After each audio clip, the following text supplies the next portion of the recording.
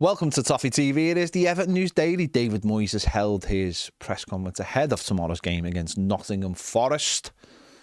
Again, these press conferences are getting a little bit more difficult because there's not a lot to say with sort of the intensity of Everton's games not being as important as they were. But obviously, it's a very important game for Forest, and obviously they're doing magnificently well. And David Moyes was asked about Everton's current form and the run of tough games that Everton are currently in.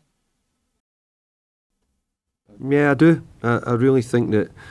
I think it's a challenge to our players as well to see, where we want to try and be next season. And I think our form over the sort of the last couple of months really has been as good as most teams. So we want to keep that up. We know that we've got to try and turn some of our draws into wins if we can. But a lot of our draws this season so far have been against a lot of good teams. So we go up against another good team away from home. We'll have to be hard to play against and hard to beat, and try and do a good job on. Yeah, there you go.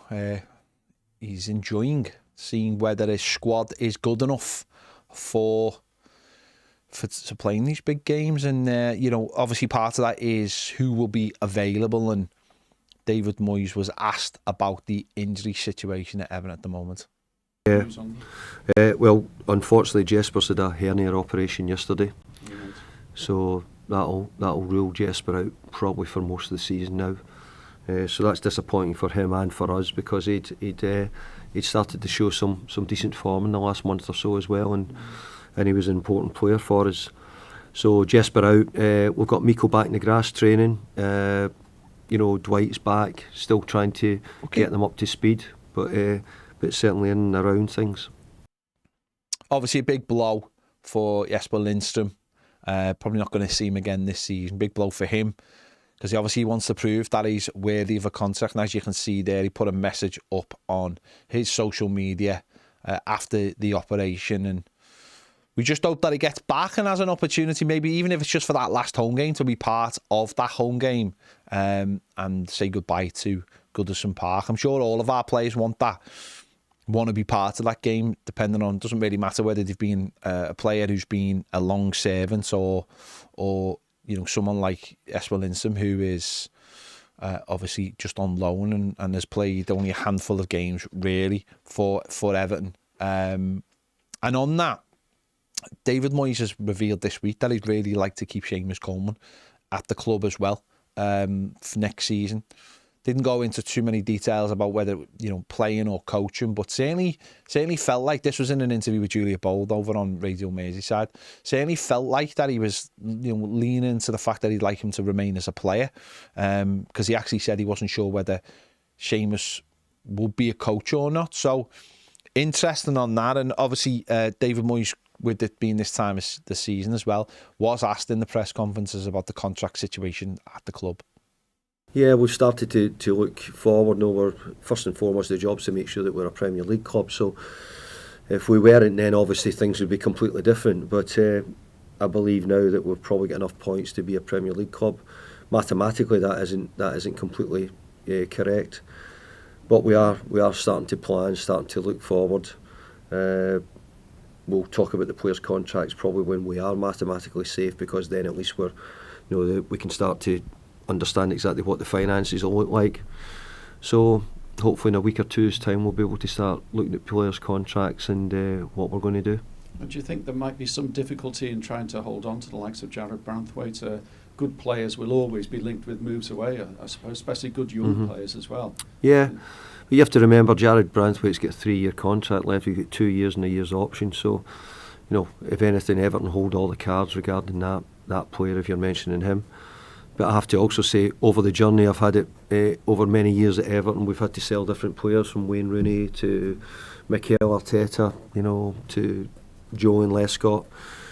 Part of being a football manager, especially at certain clubs, you have to sell on the journey to try and build as well.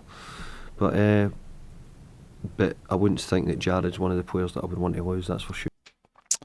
There you go, very interesting stuff on the contract situation. Obviously, David Moyes saying he's not going to really get him into it till we are safe. But that can't really be true because these contracts always take a long time. You can't just wait to see if you're safe. And Everton know. He basically admitted he knows that we're safe. It's probably not going to become public knowledge till we're safe. But, he mentioned Jared Branthwaite there. Will Everton look to increase that contract? Because if he's going to keep him at the club, which he sounds he's really intent to, then I imagine Jared Branthwaite's people and Jared Branthwaite will want the player to have a new contract. And it looks like Goodison Park is another player who's set to get a new contract as well. Reports today saying that it's set to happen as well. And I think everyone obviously at the club hopes or believes, fan base, players, management believe that Goodison Park still got plenty in him, isn't he? I think he's for tackles highest in Europe. He's still a valuable, massively valuable player to Everton Football Club. So that looks like that's going to be sorted. But it's about when you announce it. You don't want to go too early. David Moyes with the stadium stuff as well. I'm sure when he goes to the stadium, Everton will make a big song and dance about it. But you don't want to go there while mathematically you can still be relegated, because you want to be able to say the right things. You want to be able to say, this is the home of Everton in the Premier League. If that's not absolutely confirmed, you've got to make sure all your PR is spot on. And it's the same with the contract situation as well. So these contracts will be getting sorted behind the scenes, but they won't want to make anything public till Everton are 100% safe. There's been talk as well about Dominic Calvert-Lewin, who the manager, he said he's on the grass, but he's probably not going to be back for another 3 weeks. Dominic Calvert-Lewin has been linked with a move to Newcastle today. Obviously, he got very close to going there last summer, but it never worked out. There's talk today that Eddie Howe really, really still wants him. Once he leaves Everton, it's nothing really to do with Evertonians, is it, where he goes? But if he goes to Newcastle, I think a few Evertonians will be a little bit sour on that, because how it played out last summer. I think a lot of people would rather see him go maybe abroad for play out the next few years abroad rather than remain in the Premier League and have to come up against Everton. So we'll wait and see on that one. Just a rumour knocking around today. Obviously, there's been a lot of talk about the last game at Goodison Park against Southampton. Obviously, Everton's Fab put out a statement this week as well, basically pleading with the broadcast companies and I imagine Everton themselves, saying we don't want it on a Monday. And I don't think any fan wants it on a Monday. Okay, some fans will be more angry than others if it is on a Monday. The latest rumour is, and I stress this as a rumour, is that it's going to be on a 7 o'clock kickoff on Sunday, the 18th of May. So remaining on the 18th of May, but being a 7 o'clock kickoff. Now, I think that would suit more people. A lot more people would be happy with that than, it will be played. It has to be played on the Sunday or the Monday because of the cup final being on the Saturday. So if it's 7 o'clock on the Sunday, I think a lot more people will be open to that. You've got loads of time before the game to enjoy Goodison Park. You're not rushing around. And I think with it being a 7 o'clock kickoff, it's a lot more fan friendly, I think. So hopefully it is the Sunday, and hopefully that gets confirmed soon so everyone can book their plans wherever it is. And we just hope that's the way it is. Anyway, there you go. This has been the Everton News Daily. I'll be back tomorrow straight after the game with my reaction to whatever happens at Forest. So make sure you check that out. Make sure you check out the match preview, Starting 11 show. They're all available now. Business with Blaine's available on Toffee TV Premier. If you want to become a Toffee TV Premier member, the link is in the description. The QR code's coming on screen now. See you later.